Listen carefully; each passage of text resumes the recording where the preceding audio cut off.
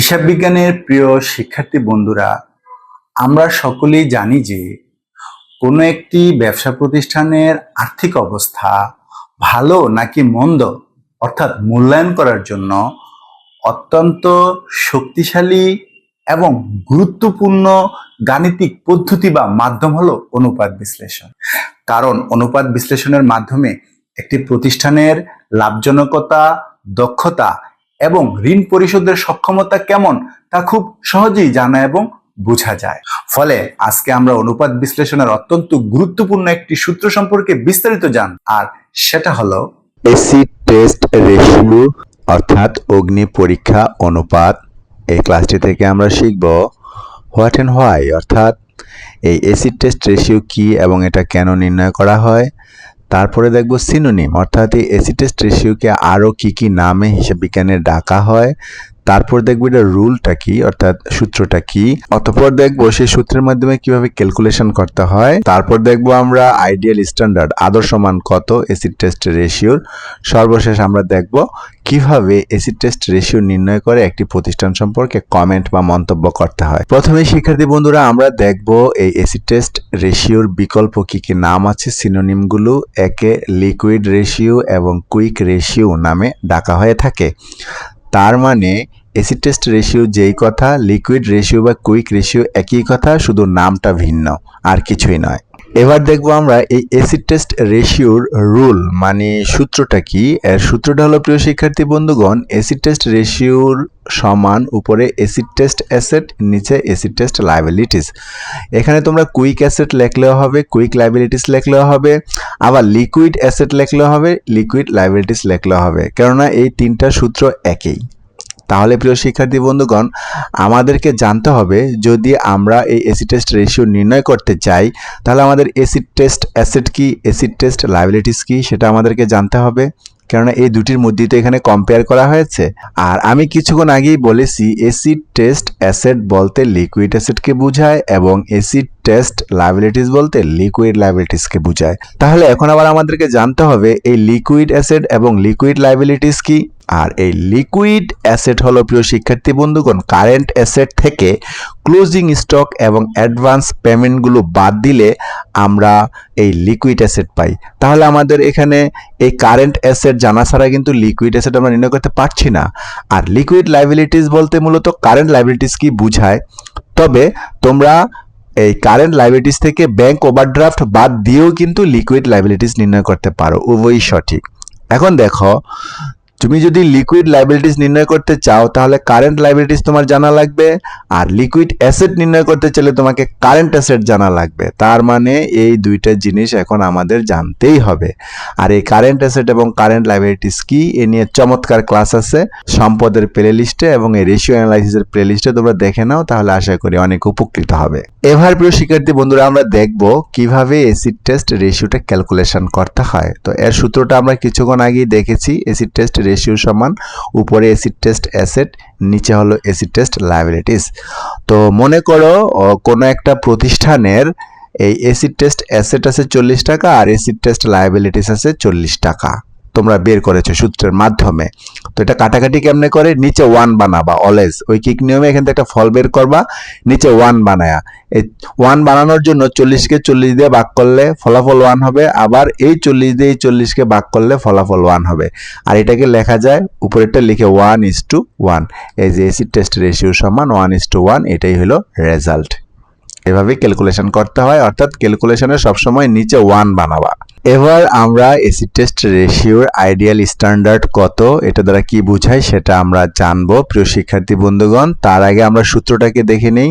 Acid test ratio হলো acid test asset by acid test liabilities. তো কাল্পনিকভাবে মনে করো কোনো একটা প্রতিষ্ঠানের এসিড টেস্ট অ্যাসেট আছে 30 টাকা আর এসিড টেস্ট লায়াবিলিটিস আছে 40 টাকা।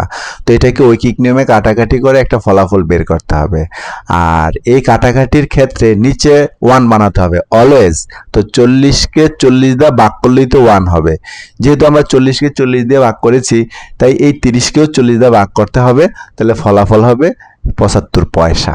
তার মানে আমরা কোনো একটা অঙ্কে কাল্পনিকভাবে পেলাম যে এসিড টেস্ট অ্যাসেট হলো 75 পয়সা আর এসিড টেস্ট লাইবিলিটিস আছে 1 টাকা, কিন্তু এর স্ট্যান্ডার্ড মান হলো 1:1, অর্থাৎ 1 টাকা এসিড টেস্ট লাইবিলিটিসের বিপরীতে অবশ্যই 1 টাকা এসিড টেস্ট অ্যাসেট থাকতে হবে, কিন্তু এখানে আছে 75 পয়সা। তাহলে বোঝা গেল এই প্রতিষ্ঠানটা এই এসিড টেস্ট লাইবিলিটিস পরিশোধ করার মতো পর্যাপ্ত ভালো অবস্থানে নেই, অর্থাৎ এর পর্যাপ্ত সম্পদ নেই।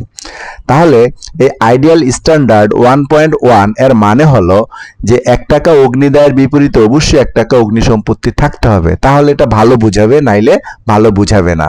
এর কম হলে খারাপ, বেশি হলে ভালো।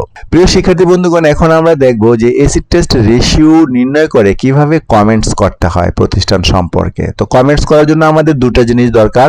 প্রথমে আমাদেরকে এসিড টেস্ট সূত্রটা অ্যাপ্লাই করে একটা ফলাফল বের করে নিতে হবে। তো আমরা ধরলাম এসিড টেস্টে অ্যাসেট আছে একটা প্রতিষ্ঠানের 75 পয়সা আর এসিড টেস্ট লাইবিলিটিস আছে 1 টাকা। পাশাপাশি এর আদর্শ মানটাও মাথায় থাকতে হবে, এর আদর্শ মান হলো 1:1। এখন এই প্রাপ্ত ফলাফল এবং আদর্শ মানের সাথে কম্পেয়ার করেই কমেন্টস করতে হবে। খেয়াল করো, আদর্শ মান আছে 1:1 আর এখানে আমরা পাইছি 75 পয়সা = 1 টাকা। তার মানে প্রাপ্ত ফলাফল কমও হতে পারে, বেশিও হতে পারে আদর্শ মানের তুলনায়। যদি কম হয় তাহলে অবস্থা ভালো নয়, যদি বেশি হয় তাহলে সন্তোষজনক। একটু ব্যাখ্যা দিয়ে খেয়াল করো। প্রিয় শিক্ষার্থী বন্ধুগণ, আমরা কোনো একটা অঙ্ক থেকে পেলাম যে এসিড টেস্ট লাইবিলিটিস 1 টাকার বিপরীতে এসিড টেস্ট অ্যাসেট আছে 75 পয়সা। তাহলে তো আমার এই দায়টা পরিশোধ করার মতো সমজাতীয় সম্পত্তি নেই, তাহলে বোঝা গেল এটা খারাপ। যদি এরকম হতো যে এসিড টেস্ট লাইবিলিটিস আছে 1 টাকা কিন্তু এসিড টেস্ট অ্যাসেট আছে 1 টাকা বা 2 টাকা বা 1.5 টাকা, তাহলে বোঝা যেত যে এই দায়টা পরিশোধ করার মতো পর্যাপ্ত সম্পত্তি আমার আছে। সেই জন্যই বলেছি কম হলে ভালো না, বেশি হলে ভালো। তো কম হলে ভালো না, এর কি কি কারণ? মজুদ পণ্য বেশি আছে বুঝাবে, পণ্য অবিকৃত অবস্থায় পড়ে আছে বুঝাবে, পণ্য ধীরে ধীরে বিক্রি হচ্ছে বুঝাবে, এবং প্রাপ্য হিসাবগণ টাকা ধীরে ধীরে পরিশোধ করছে বুঝাবে। এই কারণে এটা কম হয়। আর বেশি হলে বুঝতে হবে পাওনাদাররা খুব খুশি। পাওনাদাররা তখন দেখবে যে আরে এর তো এই দায় পরিশোধ করার মতো অনেক সম্পত্তি রয়েছে, পাওনাদাররা খুব খুশি, তাদের কাছে নিরাপত্তা প্রতীক হিসেবে কাজ করে। পাশাপাশি প্রতিষ্ঠানের ম্যানেজমেন্টও খুশি, তখন তারা একটু খেয়াল করে যে আরে এসিড টেস্ট লাইবিলিটিসের চেয়ে যেহেতু সম্পদ বেশি আছে 2 টাকা বা 3 টাকা, তাহলে এখানে অনেক টাকা পড়ে আছে, এখান থেকে টাকা নিয়ে তারা অন্য কোথাও কাজে লাগাতে পারে। এবার আমরা দেখব এসিড টেস্ট রেশিও কি এবং এটা কেন নির্ণয় করা হয়। আর এই কি এবং কেন নির্ণয় করা হয় বোঝার জন্য প্রথমে আমরা সূত্রটা একটু দেখি। সূত্রটা হলো এসিড টেস্ট রেশিও সমান acid test asset by acid test liabilities. মনে করি কাল্পনিকভাবে কোনো একটা অঙ্কের ফলাফল এরকম 75 পয়সা অনুপাত 1 টাকা, অর্থাৎ এসিড টেস্ট লাইবিলিটিস 1 টাকার বিপরীতে এসিড টেস্ট অ্যাসেট আছে আমার 75 পয়সা। পাশাপাশি আদর্শ মানটা একটু দেখে নিই। আদর্শ মানটা হলো 1:1, অর্থাৎ আদর্শ মান হলো অবশ্যই 1 টাকা এসিড টেস্ট লাইবিলিটিসের বিপরীতে 1 টাকা এসিড টেস্ট অ্যাসেট থাকতে হবে।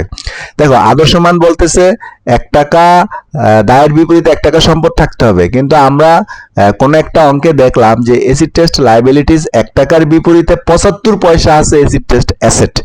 তাহলে তো এই দায়টা পরিশোধ করার মতো এই সম্পত্তি নেই। তার মানে কি বুঝলাম? যে দায় পরিশোধ ক্ষমতা কেমন এটা জানার জন্য এসিড টেস্ট রেশিও নির্ণয় করা হয়। এই যে অগ্নি পরীক্ষা অনুপাত প্রতিষ্ঠানের দ্রুত দায় বা ঋণ পরিশোধ ক্ষমতা কেমন তা নির্দেশ করে।